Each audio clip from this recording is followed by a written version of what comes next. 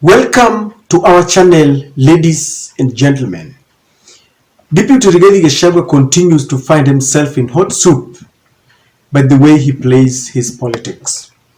A few days ago, he convened a meeting with several stakeholders to salvage what he termed as a very detrimental situation because the youths of Mount Kenya, and especially in Nyeri where he comes from, are being consumed by illicit brew, alcoholism.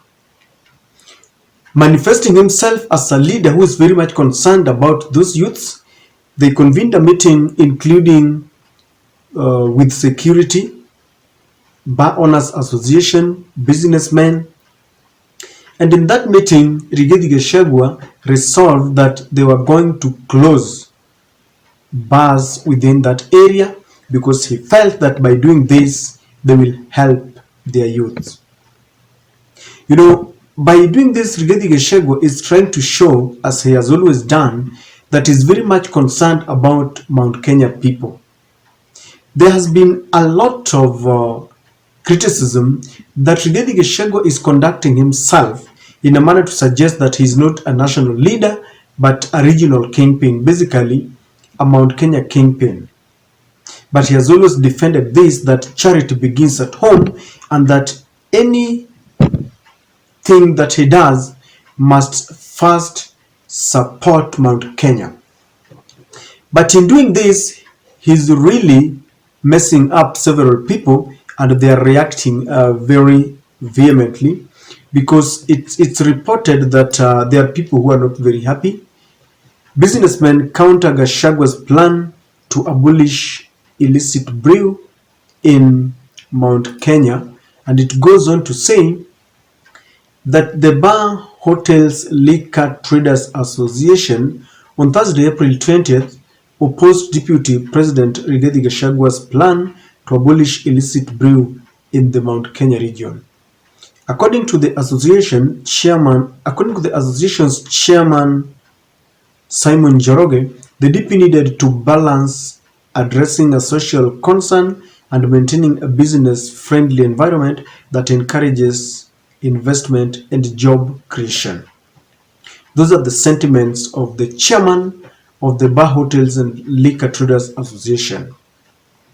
And if you ask me, Rigathi Gachagua has found himself in a very tight corner between a rock and a hard place. Because yes, he's trying to help the youths who have been addicted to this illicit brew. But while doing this, there are several businesses that he's proposing to be closed.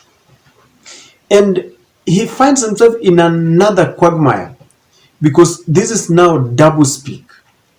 There was a time when he ran into loggerheads with the current Nairobi governor, Johnson Sakaja, when Johnson Sakaja had proposed two things. One was to evacuate long-distance vehicles from the CBD to some places in Nairobi. And then he also wanted to close all the bars that were within the estates. But Rigathi Gachagua vehemently opposed these proposals, saying that they were going to interfere with the businesses of their people, basically businesses of Mount Kenya people. Just a few months now, he finds himself in the same place. He's trying to balance between helping youths and maintaining a very conducive environment for doing business like this, like the chairman is saying, even to attract investors. And while meeting the stakeholders, one can only wonder whether he met all the stakeholders, because two things must happen at the same time. You cannot close all the bars because some people are addicted to this kind of brew. Because even if you do it, and I remember the chairman was saying that this will encourage even more illicit brews and it will deny the government revenue, because now the brewers will be resorting to other illegal means to produce even cheap and unhealthy liquor. And they are urging Mr. Gachagua to reconsider this stand, not to order the closure of bars in that area. And in fact, he should find other means. For example, we could have tough measures and legislations and policies that guides this sector so that both the businessmen and the consumers run a business in such a way that they only produce that which is healthy, that which is good for consumption. Rather than thus just closing all the bars, it seems he will be looking at one side.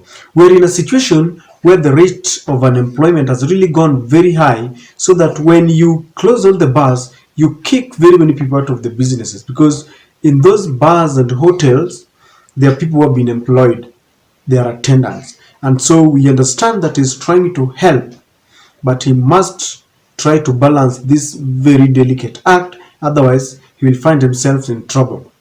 And the traders are ganging up against him. He should be very careful that whatever he does, he should be making friends rather than making enemies.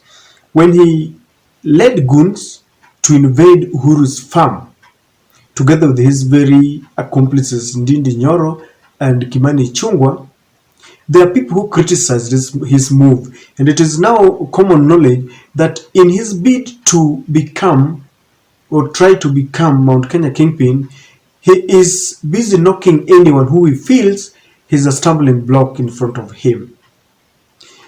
And he doesn't care as long as he remains the kingpin. And he really created enemies when people realized that indeed he led goons to go and invade the Northland farms. Now here he is again.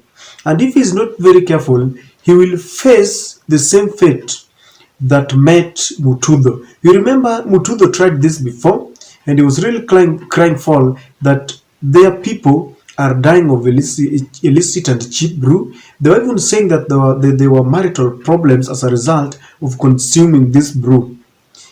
Mutudo was voted out in the following election year because he had interfered with several businesses, and youths were also saying that he denied them an opportunity for comfort, they called. So Rigathi Gachagua should be very careful. And as a national leader, he must understand that whenever he's resolving such a very delicate situation, he must be looking at both sides. They promised the Hustler Nation that they were going to protect their businesses. But here he is, he will be kicking them out of businesses and out of revenue. I wonder whether when he's done with the with Nyeri, he will now head to Muranga and maybe Kirinyaga and all the counties. And if he will do that, then it means that he will be closing very many bars and very many people will be losing revenue. And I was also getting another argument that maybe they are doing this so that they take this to parliament, and then they will now force other regions to do the same thing that they want to do. And ladies and gentlemen, Rigathi Gachagua must be very careful because he's really facing a lot of rebellion. I don't know what to think, but this is my take.